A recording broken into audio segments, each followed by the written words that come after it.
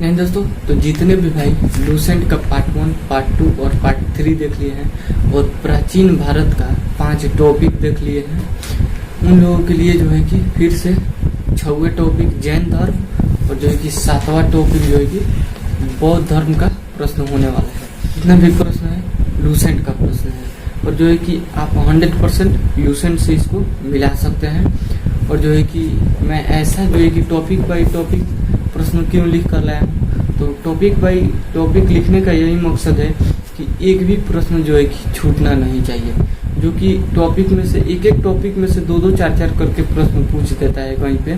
जो है कि ये 2-2, 4-4 प्रश्न आप सुने रहेंगे तो 100% जो है कि उस समय याद पड़ सकता है। तो रिकॉर्डेड तौर पे जो है कि इसको मैं लेकर आया हूँ और रिकॉर्डेड तौर पे जो है कि इसका पहला प्रश्न से स्टार्ट करेंगे जैन धर्म के। और जैन धर्म के पहला प्रश्न है, जैन धर्म के संस्थापक एवं प्रथम तीर्थकर कौन थे? जैन धर्म के संस्थापक एवं प्रथम तीर्थकर कौन थे? तो ऋषि भदेव। जैन धर्म के संस्थापक एवं प्रथम तीर्थकर कौन थे? ऋषि भदेव। अगला प्रश्न है, जैन धर्म के 23वें तीर्थकर कौन थे? जैन धर्म के 23वें तीर्थकर कौन थे? तो पार्श्वनाथ थे। और जो कि ये 30 वर्ष के उम्र में सन्यासी बन गए थे। पार्श्वनाथ 30 वर्ष के उम्र में सन्यासी बन गए थे और जो है कि जैन धर्म के 23वें गुरु पार्श्वनाथ हैं। पार्श्वनाथ किसके पुत्र थे? पार्श्वनाथ किसके पुत्र थे? तो पार्श्वनाथ आशव सेन के पुत्र थे। पार्श्वनाथ किसके पुत्र थे? तो पार्श्वनाथ जो है कि आशव सेन के पुत्र थे। अगला प्रश्न है, जैन धर्म के 24वें एवं अंतिम तीर्थकर कौन थे? तो जैन धर्म के 24वें एवं अंतिम तीर्थकर कौन थे? तो महावीर स्वामी थे। जैन धर्म के 24वें एवं अंतिम तीर्थकर कौन थे? महावीर स्वामी। महावीर स्वामी का जन्म कब हुआ था? तो महावीर स्वामी का जन्म कब हुआ था? तो 540 ईसा पूर्व में महावीर स्वामी का जन्म हुआ था। महावीर स्वामी का जन्म कब हुआ था? तो 540 ईसा पूर्व में। बढ़ते हैं अगले प्रश्न की ओर। अगला प्रश्न है, महावीर स्वामी का जन्म कहाँ हुआ था? महावीर स्वामी का जन्म कहाँ हुआ था? तो कुंदन ग्राम वैशाली जिला, कुंदन ग्राम वैशाली जिला बिहार में हुआ था। जो कि महावीर स्वामी का जन्म कहाँ हुआ था? कुंदन ग्राम वैशाली जिला बिहार। अगला प्रश्न है, महावीर स्वामी के पिता का नाम क्या था? महावीर स्वामी के पिता का नाम क्या था? तो सिद्धार्थ था। महावीर स्वामी के पिता का नाम क्या था? सिद्धार्थ। महावीर स्वामी के पिता का नाम क्या था? सिद्धार्थ। बढ़ते हैं अगले प्रश्न की ओर।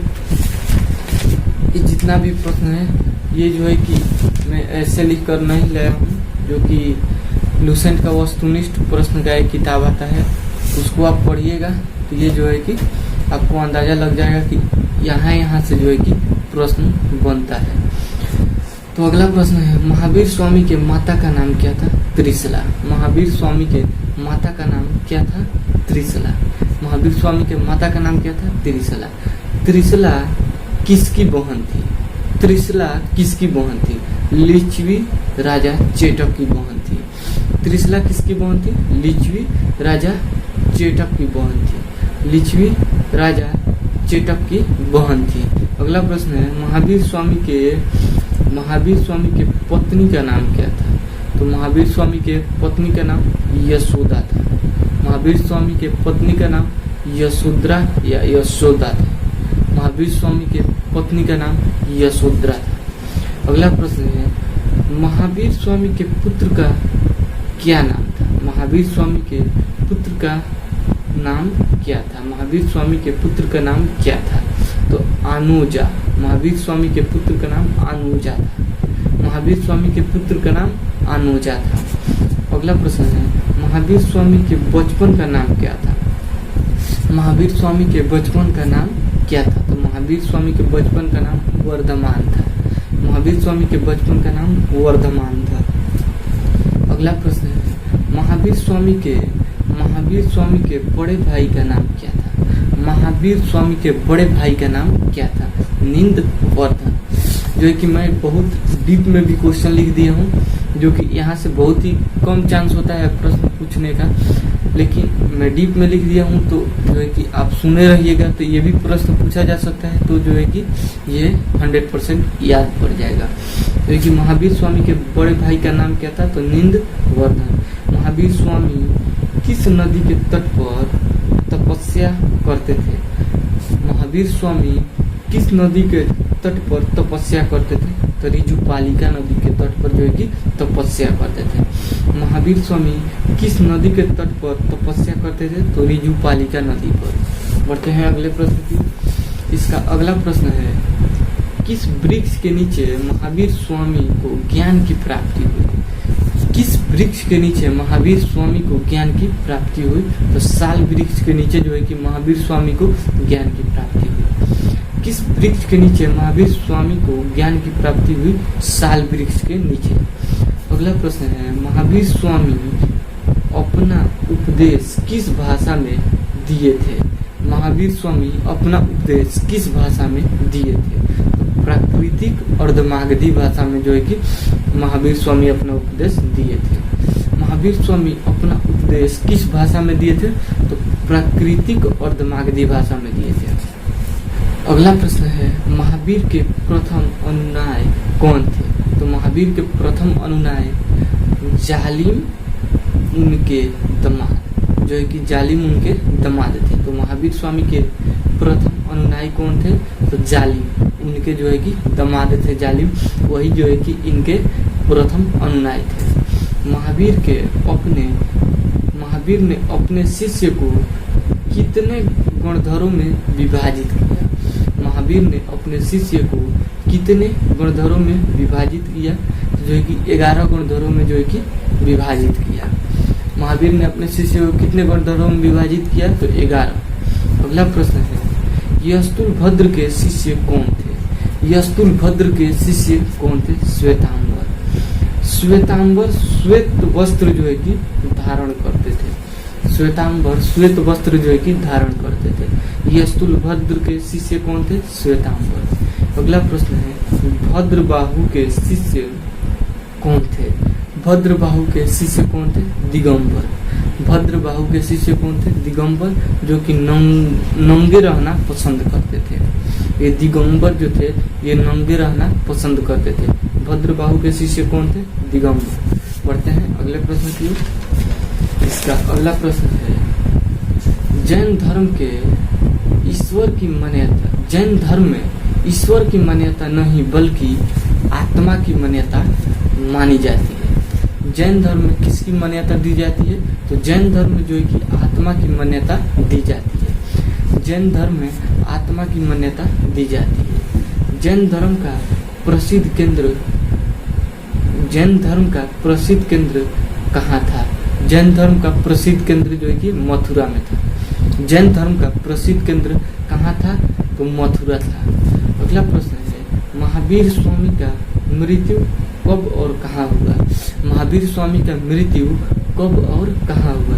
तो 468 ईसा पूर्व में 72 वर्ष के हो गए थे। उस समय जो है कि पावापुरी राजगीर में उनका मृत्यु हुआ था। महावीर स्वामी का मृत्यु कब और कहाँ हुआ था? तो 468 ईसा पूर्व में 72 वर्ष के उम्र में जो है कि पावापुरी राजगीर बिहार में हुआ था। बढ़ते हैं अगले प्रश्न की ओर, जो कि ये जैन धर्म का लास्ट प्रश्न था। और ये इसके साथ साथ जो है कि बौद्ध धर्म के प्रश्न को देख लेते हैं। और बौद्ध धर्म जो है कि ये 7वां टॉपिक प्राचीन भारत का है। तो जो है कि बौद्ध धर्म का प्रथम प्रश्न है, बौद्ध धर्म के संस्थापक कौन थे? बौद्ध धर्म के संस्थापक कौन थे? गौतम बुद्ध। बौद्ध धर्म के संस्थापक गौतम बुद्ध थे। बौद्ध धर्म के संस्थापक गौतम बुद्ध। अगला प्रश्न है, भारत का ज्योतिषपुंज किसे कहा जाता है? भारत का ज्योतिषपुंज किसे कहा जाता है? तो भारत का ज्योतिषपुंज गौतम बुद्ध को कहा जाता है। भारत का ज्योतिषपुंज किसे कहा जाता है? गौतम बुद्ध को। अगला प्रश्न है, गौतम बुद्ध का जन्म कब और कहाँ हुआ था? तो गौतम बुद्ध का जन्म 563 ईसा पूर्व में जो है कि लुम्बिनी नेपाल में हुआ था। गौतम बुद्ध का जन्म कब और कहाँ हुआ था? तो 563 ईसा पूर्व में लुम्बिनी नेपाल में हुआ था। अगला प्रश्न है, गौतम बुद्ध के पिता का नाम क्या था? गौतम बुद्ध के पिता का नाम क्या था? तो गौतम बुद्ध के पिता का नाम यशोधन था और माता का नाम माया देवी था। पिता का नाम यशोधन था और माता का नाम माया देवी था। पढ़ते हैं अगले प्रश्न की, जो कि अगला प्रश्न है, जन्म के कितने दिनों के बाद उनकी माँ की मृत्यु हो गई? गौतम बुद्ध के जन्म के कितने दिनों के बाद उनकी माँ की मृत्यु हो गई? तो जो है कि 7 दिनों के बाद उनकी माँ की मृत्यु हो गई। तो उनका लालन पालन जो है कि उनकी मौसी गौतमी की थी।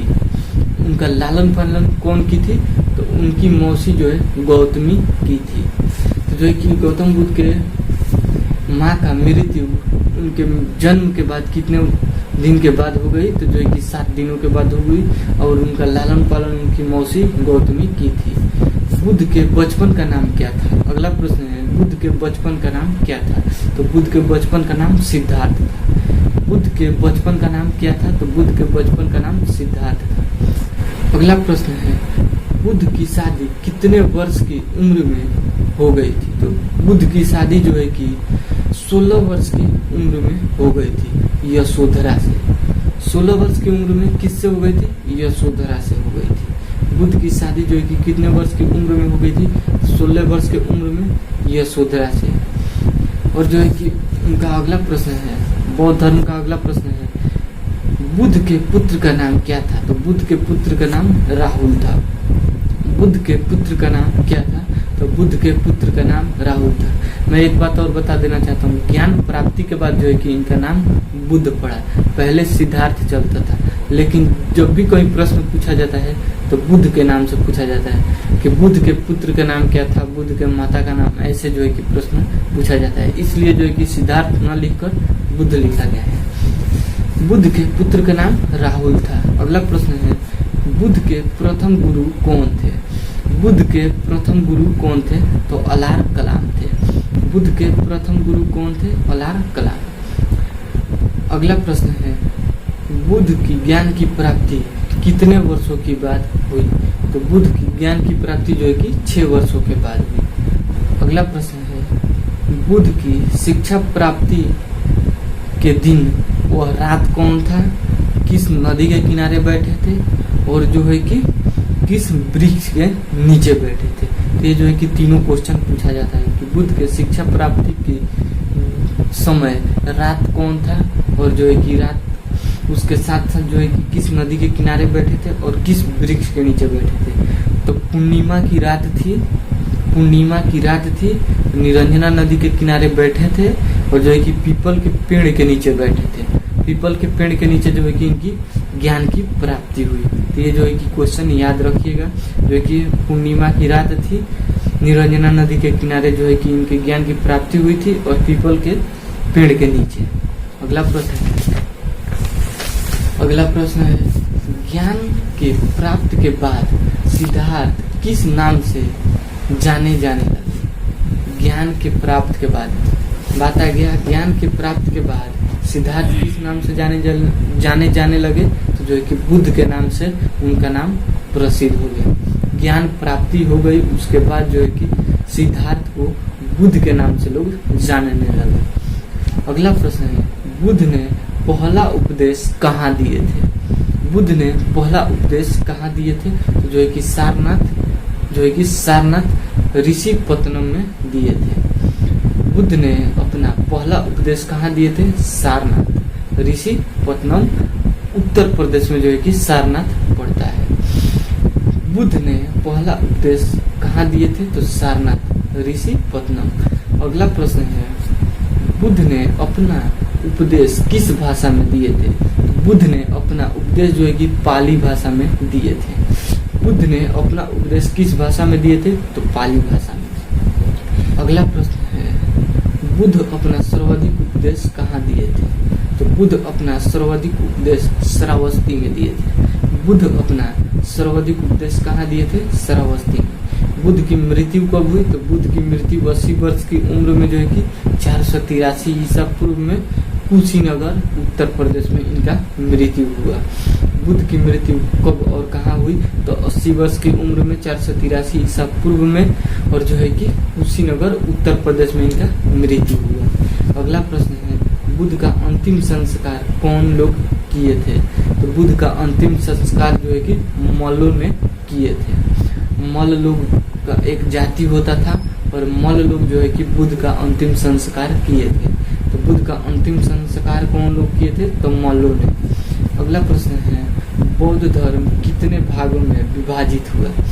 बौद्ध धर्म कितने भागों में विभाजित हुआ? 2 भागों में, हीनयान और महायान।